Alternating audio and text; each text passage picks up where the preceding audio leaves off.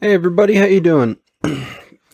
It's the last episode for the Laura Palmer case. It gets wrapped up in this one. Yes, very good episode. Very powerful scenes in it. Multiple scenes, and very satisfying overall way to end the case. Everything gets tied together. We get a good explanation of everything. Nothing is really left out there, unexplained, other than, some things do spawn additional questions, but, the continuity's there, the logic is there, it's well thought out. It's not one of these types of endings that, where they just kind of fudge things and you're sitting there kind of scratching your head, because, which is a sign, when it's done right, it's a sign that, of a competent writer and a well thought out story. So, that being said, this one may be a little longer than normal, just because there's a heck of a lot of topics and subject matter to cover, because a lot of it leads to some, kind of side thoughts and you know ponderings and questions and theories. So let's waste no more time and let's get to it. Excuse me. All right, this is episode 9, of course, of season 2. The title of this episode is Arbitrary Law, and we start out kind of with a deja vu moment. We in the pilot episode we saw Laura's wrapped in plastic on the beach. Pete Martell found her. So seems fitting that the last episode of the Laura Palmer case begins in a similar fashion, at least with the same visual of with Maddie wrapped up, though the only difference being that the hair color is different. All right, so we've got that, and then we switch over to Dale and crew kind of walking towards the camera. And normally the slow motion walk annoys me a lot, especially in films, because it's always supposed to, portray that someone's, complete badass or whatever. But I don't know. I this one doesn't bug me all that much. I kind of liked it. It's like, just kind of just looked kind of cool the way they did it there. Albert shows Dale the paper with the letter O on it from under Maddie's fingernail, and pretty much confirms, yes, the same killer. Strands of fur were clutched in her right hand, and you can remember that Leland pulled some fur off of the stuffed Arctic fox in Ben's office, so he must have had that jacket on or whatever they had on, and she must have, at some point grabbed onto him and grabbed it. So just some evidence that will link to things later. And Harry's gonna call Leland and let him know. Cooper's just like, wait on it. I can solve this case. Just give me 24 hours. Albert gives Dale a little parting words, basically saying, in short, if you can't find this guy, none of us will be able to. And Hawk throws in a few words of confidence to tell him, that just follow the path that's been laid before you, and don't worry about where it leads, because you'll find the end eventually. James and Donna meet to talk, which I'm assuming, I don't know if it's a different location other than the double R.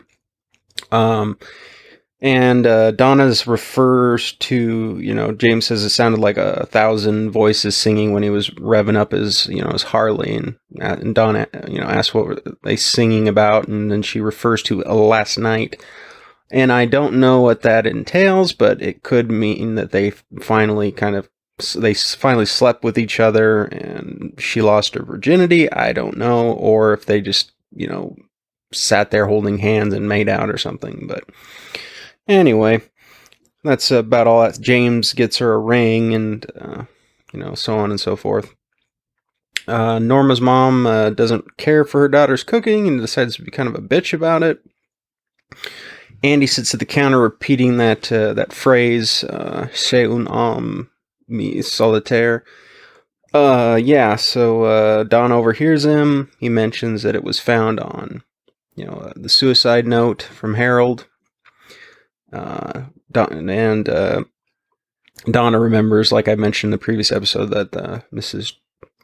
Tremont's son or grandson said that, so she's on the case to get to Dale and let him know. I think Andy's repeating this because he feels the same way with the whole Lucy debacle. Yeah, so this scene is pretty important. It reveals some interesting things. Donna and Dale go to what she presumes is going to be the same place that the old lady and her grandson are there, but a different woman by the same name comes to the door and basically, says, I don't have any children, I live alone. So this gives us a bit of a clue that given the grandson's kind of, I don't know what you would call it, future seeing ability or something, I don't know. And the whole magic thing and all that Mrs. Tremont, the phony Mrs. Tremont, the old lady and her grandson are also denizens of the lodge, or the Black Lodge, similar to the giant Mike, etc. So that's something we can assume from that, since they appeared that one time. So yeah, they figure, maybe it was a mistake, but the gal hears Donna's voice and says, "Are you Donna Hayward?" Gives her the note. So we get that letter, and Donna opens it, and it's a piece of the diary, a very important piece. Starts off with, last night I had the strangest dream, and she describes basically the same dream that Dale had, where he was in the Black Lodge with, the midget in the red suit and Laura when he looked like he was a lot older. So yeah, they had the same dream, though obviously they didn't. It would have been impossible for them to have the same dream on the same night, because Laura was already dead by the time Dale's dream occurred.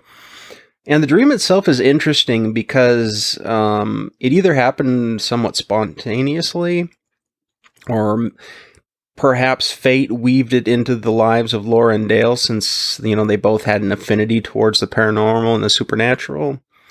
A lot of questions get raised. One possibility that I thought about is that Mike was the one who, since he was the first voice and the first figure that Dale heard in that dream, perhaps he reached out to Dale through the medium of, dreams in the subconscious, which has been a way in which these beings communicate with people in the real world, like the giant, because he was, determined to stop Bob.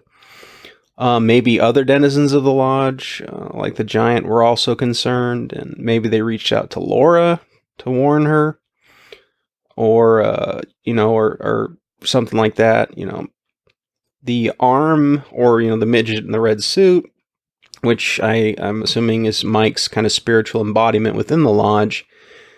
He may have caused this all to happen. It's hard to say. I'm not sure, because that when the arm had been removed, that still may represent Mike's. It's hard to say if that was the representation of the evil part of Mike. It's really a strange thing to try to break down, because Mike still inhabits Gerard's body, or is however you want to phrase it, but he doesn't have the arm anymore, but the arm itself maybe it's not like we see two different entities now, like the arm is represented by the midget. But so it's hard. It's kind of strange. It's like, perhaps Mike, I'm going to assume for now that the arm is still the embodiment, and he just calls himself the arm. Mike's, and it's not a matter of there being two parts to Mike now because of the severing of the arm. So perhaps, because it seems like the arm, or the midget in the red suit, is a pretty powerful entity within the lodge, appearing in that dream and giving them all these clues. So maybe he was kind of, he's kind of pissed off at Bob because Bob's, maybe Bob at one point it was okay what he was doing, but now he's going nuts. And they said they really wanted to, bring the denizens within the lodge that are, more on the malevolent side, wanted to bring Laura into their, kind of group so they could use her. And Bob ended up killing her instead. So maybe the arm is, taking over Mike in order to stop Bob, because as a form of punishment, because he's a loose cannon amongst those that reside within that dimension, or whatever you want to call it. And it's hard to say, but when we get to the Twin Peaks movie, after we finish the season, there's a lot of additional information that we get.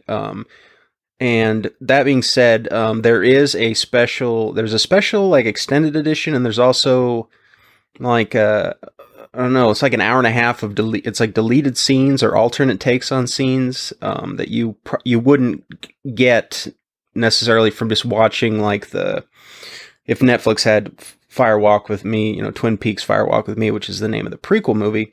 It may not have those scenes, and some of those scenes, especially ones dealing with the denizens like Bob and the arm and stuff, as well as the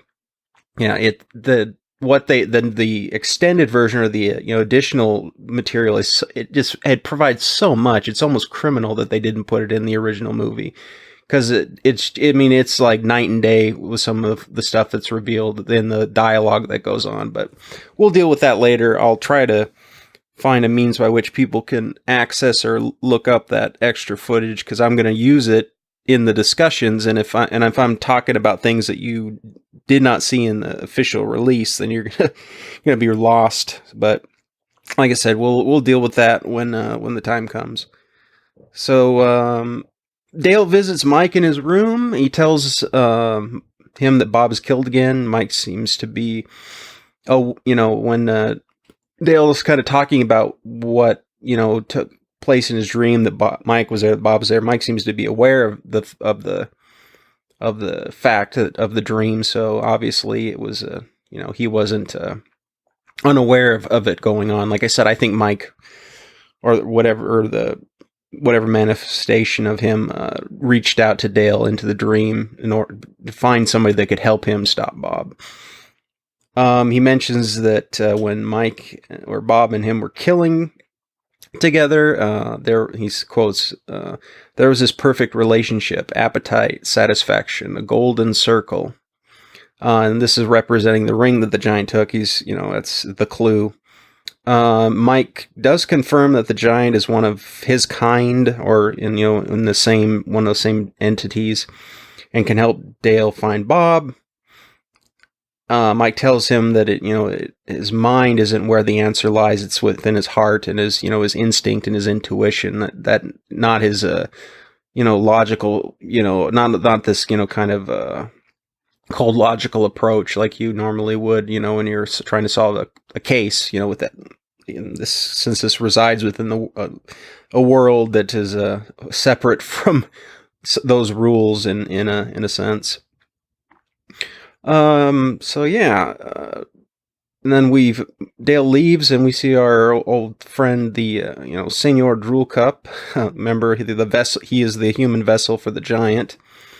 He's giving him the old thumbs up, and mentions that the milk will cool down on you, but it's getting warmer now. So I'm assuming he's giving him a little bit of encouragement, saying, you're on the right path. Keep at it.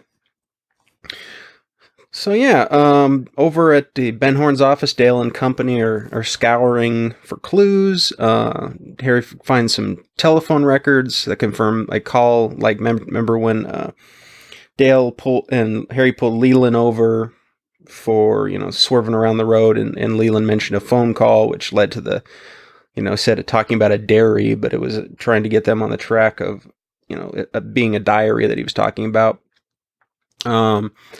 It could have been Ben.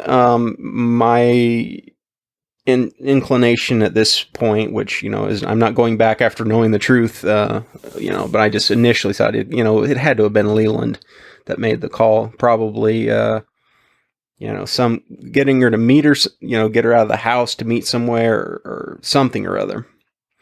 We get Ben Horn's blood test from Albert, but we don't see the results. Andy finds out that at the sheriff's department that he may not be the father, so he calls up Dick and talks tough, and then he kind of wimps out. And while he's talking tough, Lucy's getting turned on. So shit-stirring women, I tell you. She delights in these two guys going at each other like a couple of rams button heads or something. Ben gets a visit from Tajimura-san, who he finds out to be Catherine. Catherine and Ben were, doing the nasty on the night that Laura was murdered, so obviously that means Ben was not anywhere around the crime scene. So she can confirm that, so he signs Ghostwood in the mill back over to Catherine, and then she, of course, leaves him hanging without saying whether or not she's going to vouch for him. Donna stops by to see Leland, and Leland sees Laura's sunglasses that Donna's wearing them now. I think it's probably more that it's Bob that recognizes him and he is in Leland's mind, I think, almost full time right now. His facial expressions and nervousness pretty much give him away, especially when Donna mentions the secret diary. And I'm curious whether or not Donna was picking up any weird vibes from Leland, and she was trying to kind of vet him, or because the way she acts around him, she seems to think something's up, almost on an instinctual level. There's definitely an atmosphere of awkwardness or tension, that's just almost palpable. Leland gets a call from Maddie's mom saying that Maddie never made it home. And Leland says they're going to, figure it out together. And I think he now sees Donna as a potential loose end that might need to be dealt with. And Leland puts on some music. And then we see this image of Bob, who's, got this, you see this like lightning strike, and he cries out. So I don't know if he's thinking that he's going to get another chance to kill somebody, but he's got that psychotic look on his face.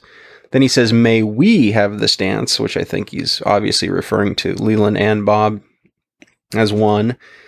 Leland, basically, I think, like, clutches Donna close to him and starts acting weird, and she gets away, and he tells her to kind of stay there. So I'm assuming that if it hadn't been, Harry, he would have told them to leave and he might have tried to kill her. It's hard to say. But Harry arrives to save her bacon, thankfully.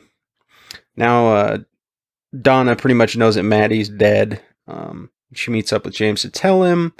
And if you remember in the earlier episode, James says something about, if the two of them can keep their hearts together forever, then, that nothing can hurt him or whatever. But now he's kind of...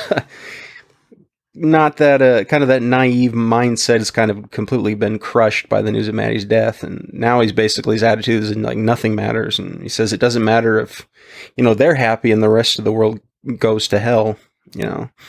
So he's torn by this and hit by it pretty hard. And I love in the next scene the lightning and storm on the horizon above the roadhouse, kind of just creating that tension, that atmosphere from the outside. That's something, it's almost, when you see those kind of elements in a show like this, it's almost like there's some kind of, something going on, in a supernatural sense that's, kind of gathering around this place. Dale has one final shot, basically, and one strategy to get the missing clue he needs.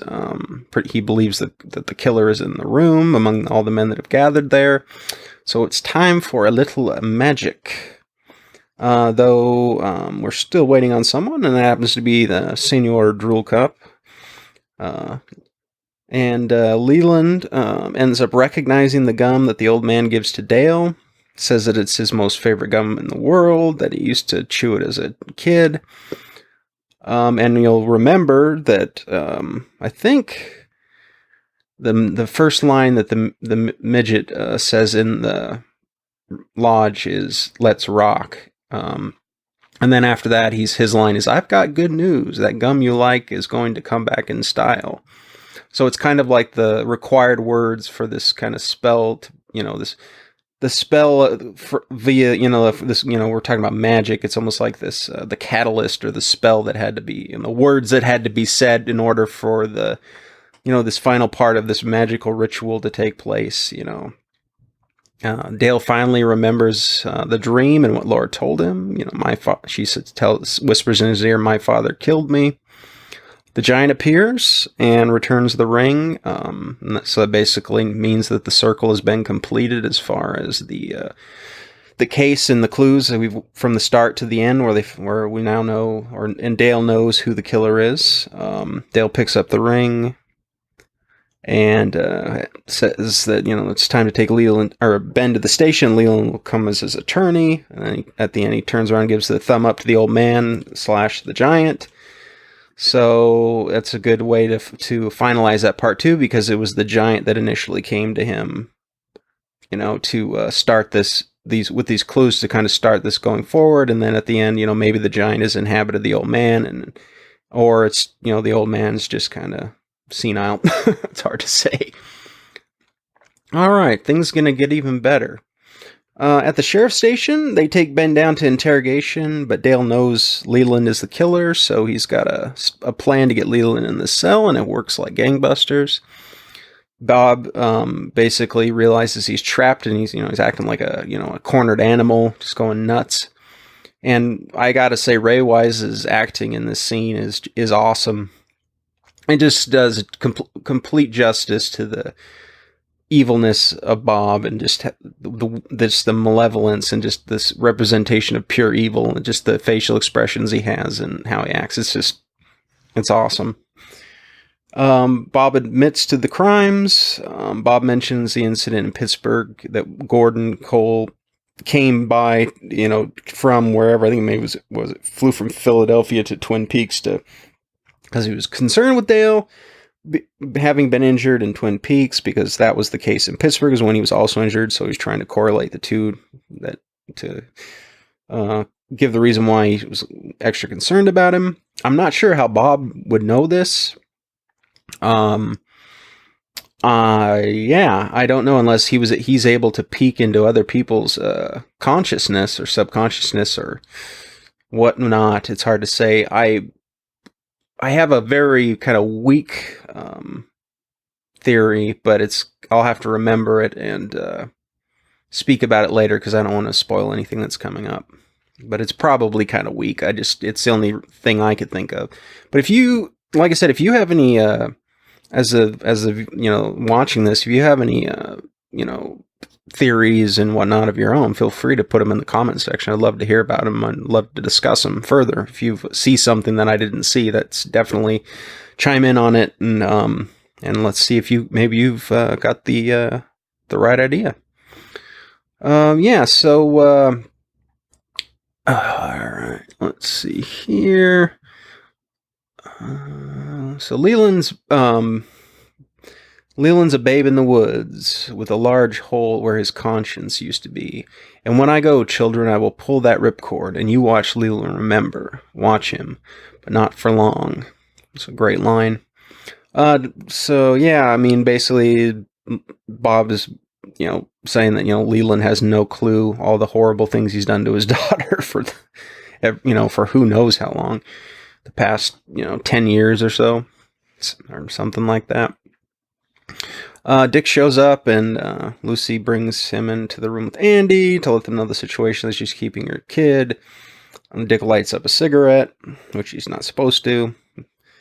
Dale gives us a rundown of all the clues from his dream and what they meant.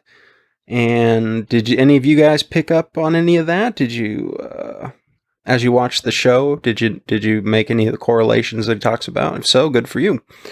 The midget in the dream danced, as we saw in the beginning, and Leland danced compulsively after Laura's murder.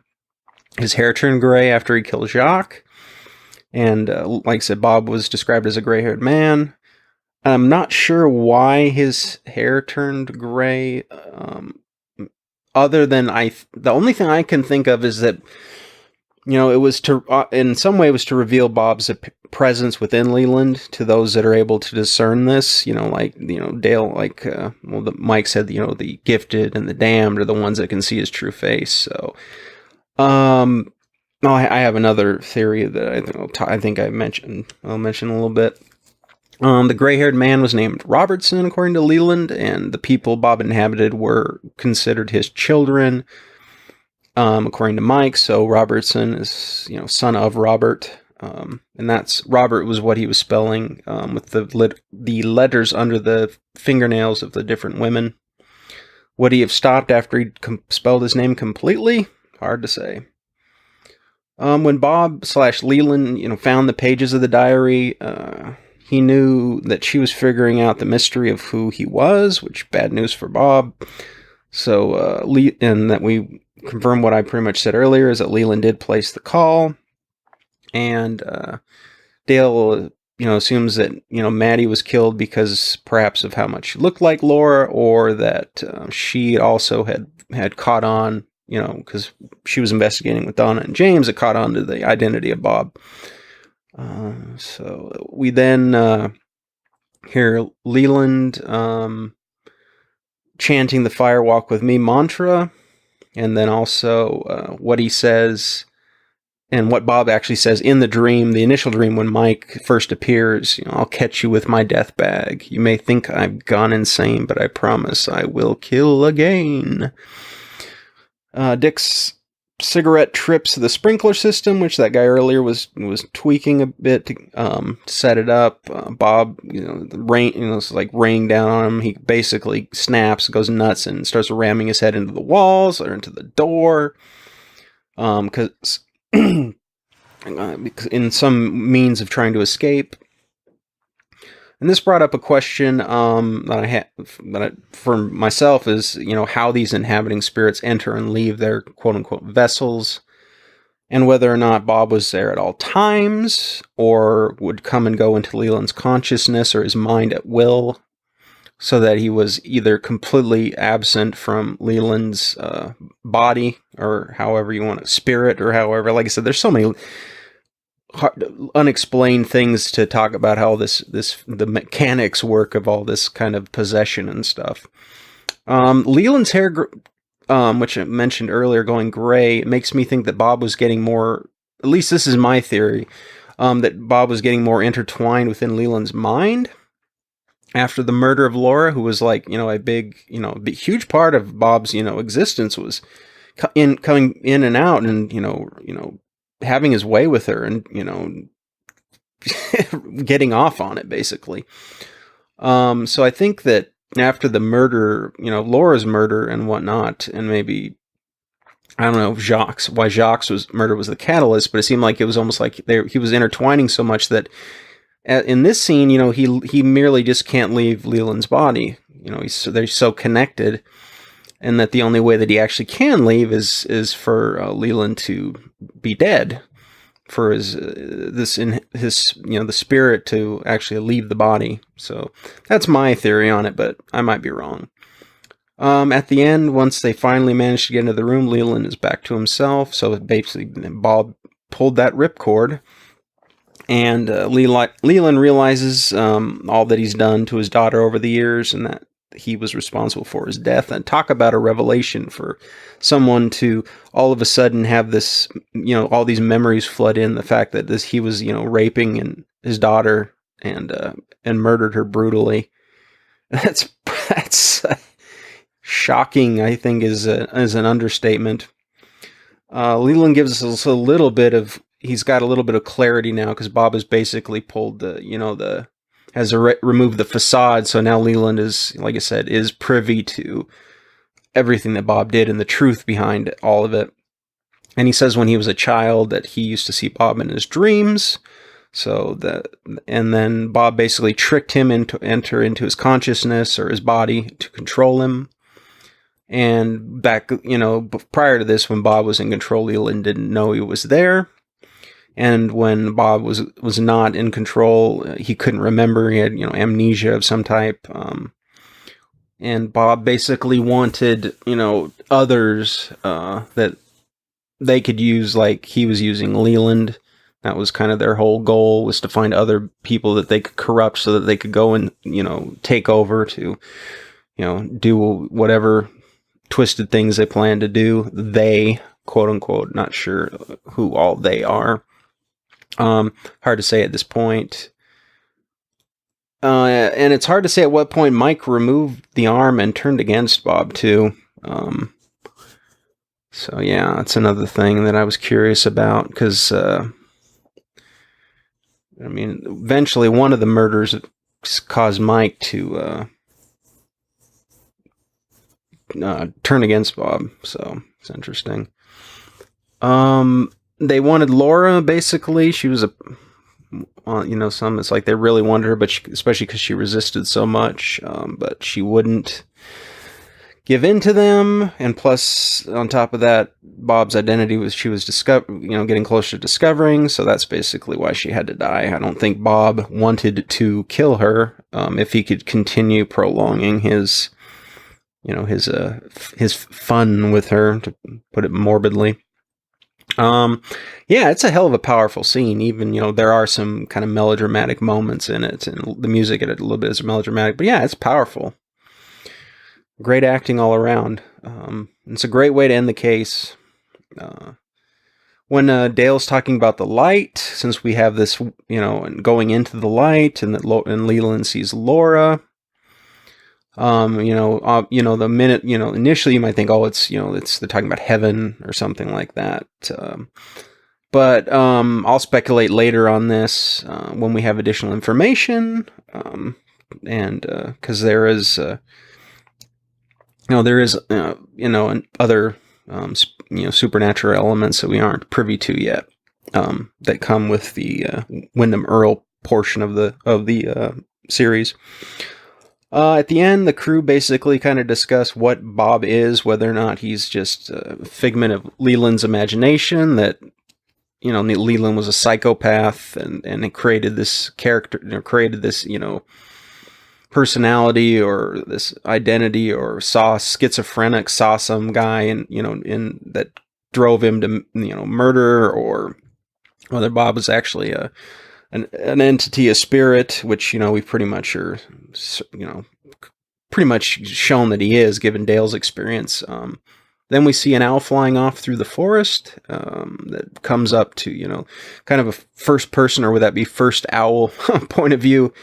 And that, at the end, is revealed to be, spread winged out and flying away, escaping. And I'm pretty sure we can assume that this is Bob, because it comes right after Harry asking where he is. So yeah, awesome stuff, man. I hope you've made it through to this point, and I hope it was satisfying for you. I hope you enjoyed the ride.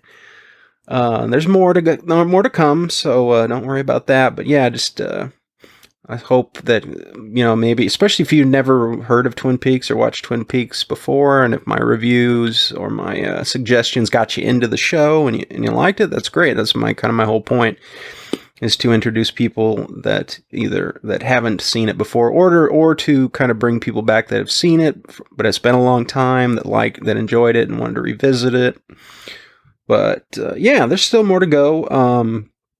I'll get this one up, and I'm probably going to take a break for a day or two, because I want to get some music reviews, some album reviews up, because I've promised people on the Minds that I would get some of that done. So it'll be a few days before I reconvene and start putting up the episodes for the rest of the season.